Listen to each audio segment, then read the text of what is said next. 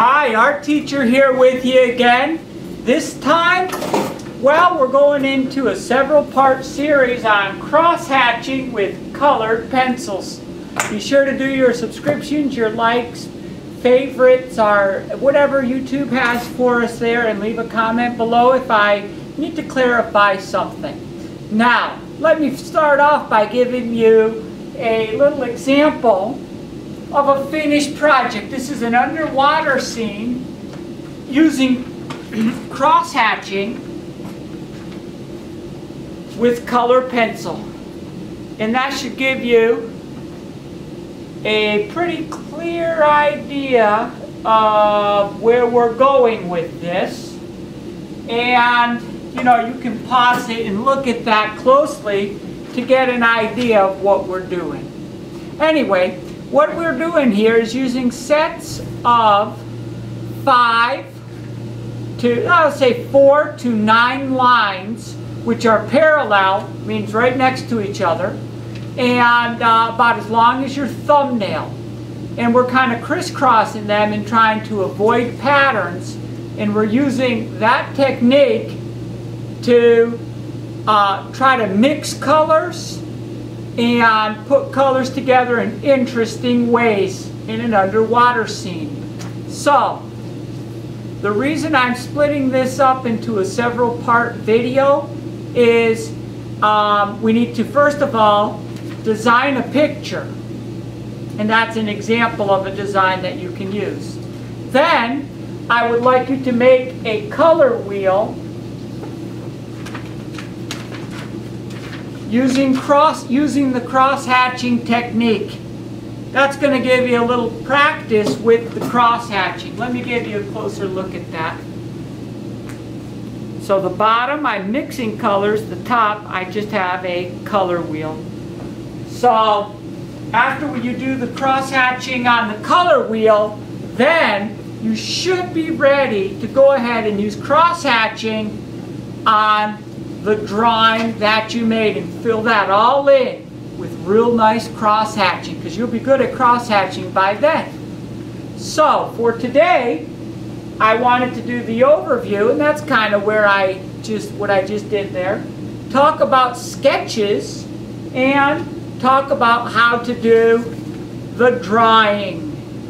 Now, on this one, you can go with something else. I think an underwater scene is real good for this one because it gives you a chance to do overlapping, meaning putting one thing in front of another like that. And I have a whole video on that. Gives you a chance to include some interesting design ideas also. So I would suggest sticking with an underwater scene. And today, we're just going to talk about doing some sketches for that, and then getting your finished drawing done. And then next time we're going to talk about the actual cross-hatching with color pencils, doing one of these color wheels. That's going to be next time.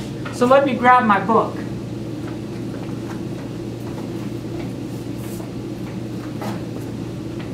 I've mentioned this book before. It's a very good book. I got mine on Amazon. And here, you can take a look at the name. I'll walk it right up to the camera so you can see what the book looks like and what the name is. It's a rather long name. So take a look at that, and that'd be a good one to get. It's all copyright-free stuff. And you know, most artists I know do have that book, and a lot of them do make use of it.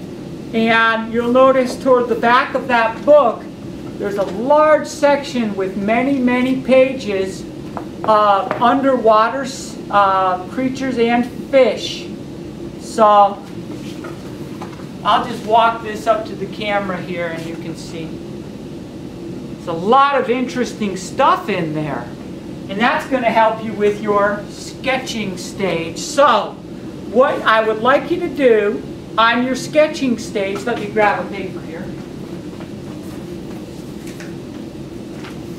On your sketching stage, start with a paper folded into 4 sections. And that will give you, front and back, a total of 8 squares. I would like you to take a look at this book or go on the internet and do a Google image search for fish and see the fish that you like and see the different parts of the fish you like and start putting those together and making up some fish and do at least 8 different fish. 1, 2, 3, 4, 5, 6, 7, 8. Do 8 different fish and put a little time into that and make them nice. Those would be sketches. So you can do just coming up with ideas for the fish themselves. Spend a little time on that. That's going to make it interesting. Once you have that done, get yourself a paper. Now I did it this size.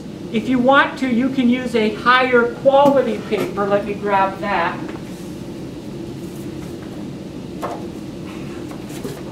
Like this Stonehenge paper that I talk a lot about.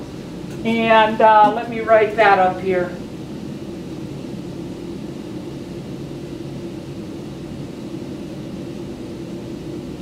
Just like the monument in England, Stonehenge.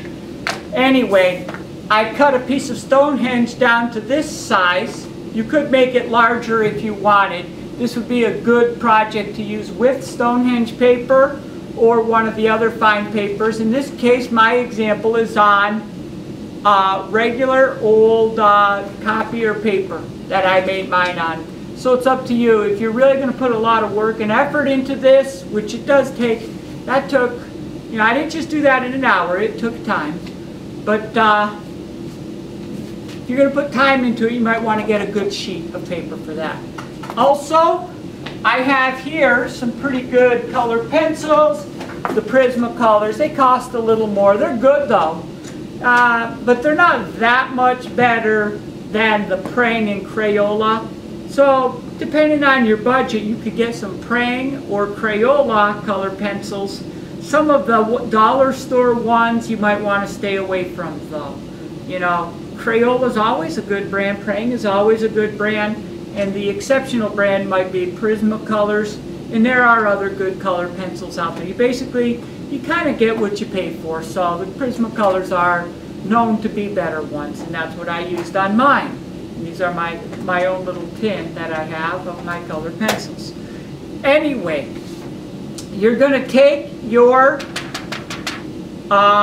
sheet of paper and start drawing, try to work out some ideas for an underwater scene. Now, I'm going to hold this up and point out several things about this drawing that you might want to consider in your underwater scene. So now we're done with the sketch idea. That was dividing that into 4, looking at this book or Google Images and coming up with sketches. Now we're on the drawing idea. And what I have here are 3 fish and 4 little seaweeds. And I have the ocean bottom.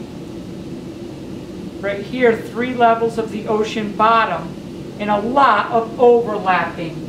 Remember, overlapping is when it stops at the edge and comes out the other side. So this seaweed is in front of that fish. But there's another important thing about that piece of seaweed particularly.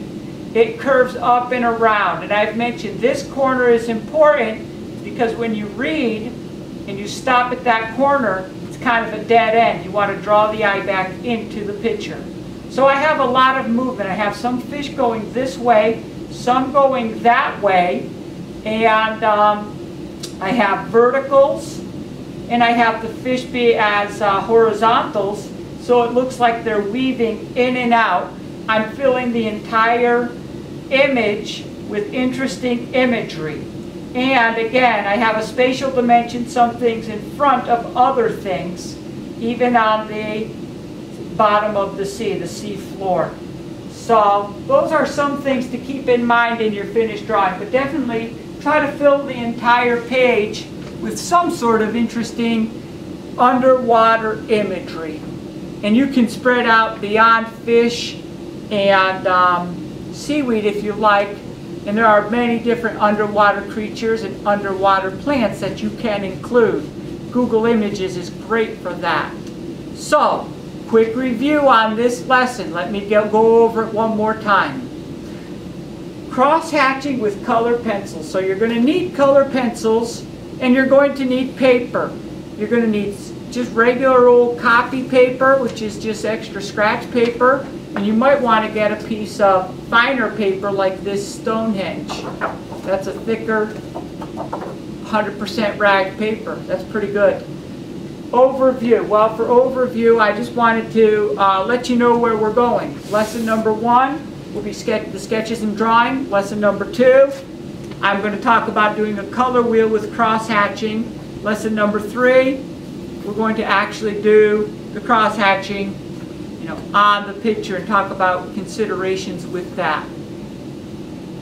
Sketches. Remember, fold a piece of scratch paper or a piece of copy paper into 4s, and that gives you a total of 8 squares, 4 on each side. Put a different fish in each one, or a different underwater, a different example of underwater sea life, and do 8 different sketches, so you have a variety of interesting fish to choose from. The finished drawing. Keep in mind you have strong vertical lines and horizontals, and they're weaving in and out of the seaweed, and there's a lot of overlapping there, one thing in front of the other. Also, I have a piece of seaweed curving up and around like that, and you can use the seaweed to curve around and draw the viewer's eye around the picture in whatever way you like to. That pretty much covers that. And I'd really like to see you get started on it. It's a terrific lesson for color mixing, and it's a terrific technique. So you got a couple real strong things with this lesson. And we're going to talk a lot about color ideas and stuff like that on the next one, which is the color wheel. So, you take care now. Go ahead, get yourself some color pencils. Get out your scrap paper, maybe get a piece of good paper. Do your sketches and try to get a drawing done, because very soon I'm going to come up with my next lesson and we're going to make a color wheel using cross-hatching with color pencils. You take care. Bye.